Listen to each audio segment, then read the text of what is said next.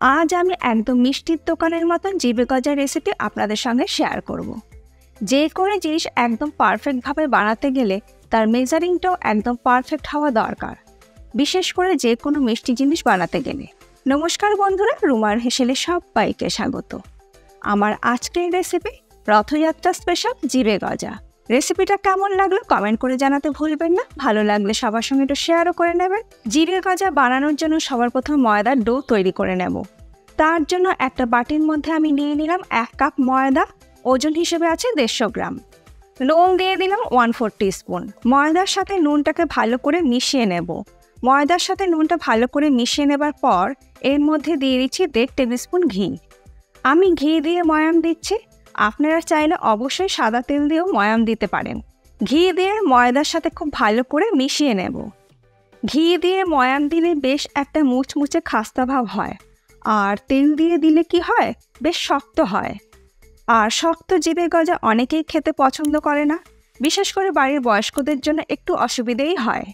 ময়ামটা ভালো করে মিশিয়ে নেবার পর আমি অল্প অল্প করে জল দিয়ে ময়দার ডোটাকে একটু শক্ত করে মেখে নেব। জলটা একটু বুঝেই ব্যবহার করবেন, আর খুব বেশি জলের প্রয়োজন পড়বে না, কারণ ঘিয়ের পরিমাণ বেশি আছে, তাই জল অল্প দিয়েই ময়দার ডোটাকে তৈরি করে নিতে হবে।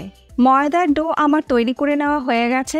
এবার এর থেকে একদম ছোট ছোট সাইজের আমি লেচি কেটে নেব। লুচির জন্য যেই রকম সাইজের আমরা লেচি কাটি, তার থেকেও কিন্তু ছোট সাইজের লেচি আমাদের কেটে নিতে হবে।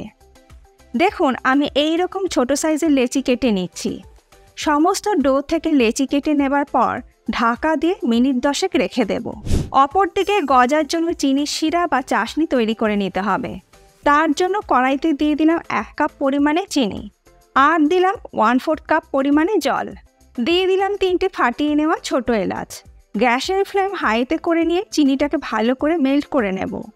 এখানে একটা চটচটে চিনির শিরা তৈরি করে নিতে হবে, কোনো 1 তার বা 2 তারের শিরা তৈরি করব না।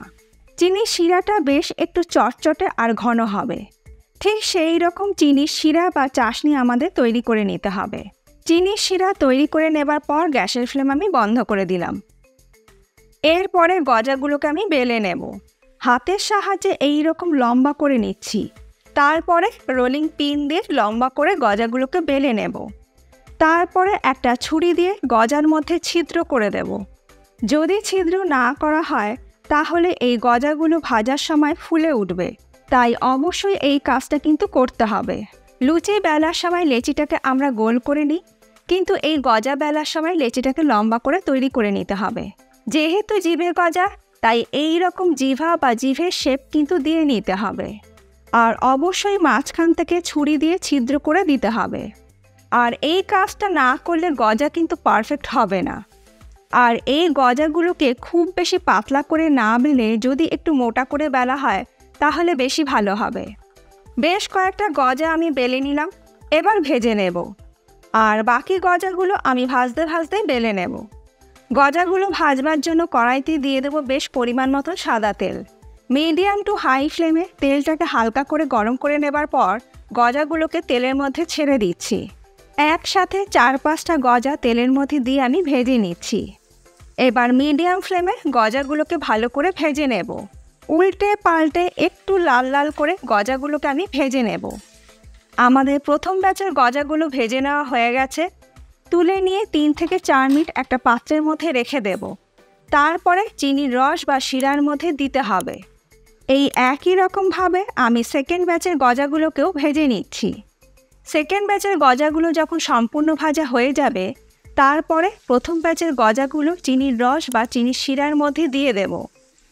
আমার এই টিপসগুলো ফলো করে যদি আপনারা জিভে গজা বানান, তাহলে আপনাদেরও একদম পারফেক্ট জিভে গজা তৈরি হবে, আর স্বাদ হবে দোকানের থেকেও ভালো। আর দেখুন, গজাগুলোকে ছিদ্র করে দেবার কারণে একটাও কিন্তু ফুলে উঠছে না। সেকেন্ড ব্যাচের গজাগুলো ভেজে তুলে নিলাম। এবার প্রথম ব্যাচের ভেজে নেওয়া গজাগুলো চিনির শিরা বা চিনির রসের মধ্যে দিয়ে দিলাম। হালকা গরম চিনির শিরার মধ্যে গজাগুলোকে দেবার পর 1 থেকে 1.5 মিনিট চিনির রসের মধ্যে গজাগুলোকে রেখে দিয়ে তারপরে এইগুলোকে তুলে নিয়ে আলাদা একটা পাত্রের মধ্যে রেখে দিতে হবে। যদি চিনির রস ঠান্ডা হয়ে যায় তাহলে অবশ্যই চিনির রসটাকে একবার গরম করে নিয়ে তারপরে গজাগুলোকে চিনির রসের মধ্যে দেবেন। 1 থেকে 1.5 মিনিট গজাগুলো চিনির রসের মধ্যে রেখে দেবার পর তুলে নিয়ে আলাদা একটা পাত্রের মধ্যে রেখে দেব। এই একই রকমভাবে বাকি গজাগুলোকেও চিনির রসের মধ্যে 1 থেকে 1.5 মিনিট রেখে নিয়ে তারপরে তুলে নেব।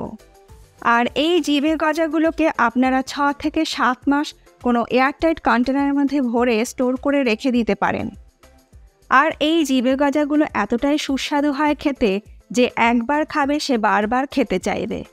আজকে আমার এই জিবে গজার রেসিপি আপনাদের কেমন লাগলো ছোট্ট একটা কমেন্ট করে জানাতে ভুলবেন না।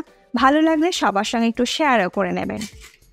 আর এই জিবে গজাগুলো কতটা খাস্তা আর মুচমুচে হয়েছে সেটাও আমি আপনাদের দেখিয়ে দিচ্ছি। এর আগে আমি আপনাদের সঙ্গে খাজার রেসিপিও শেয়ার করেছিলাম, পাশেই আছে, যারা দেখেননি একবার দেখে নিতে পারেন। আশা করছি এই রেসিপিটার মতন ওই রেসিপিটা আপনাদের ভীষণই ভালো লাগবে। আজ তাহলে এই পর্যন্ত, আবার দেখা হবে নতুন কোনো ভিডিওর সাথে। ভালো থাকবেন, সুস্থ থাকবেন, ধন্যবাদ।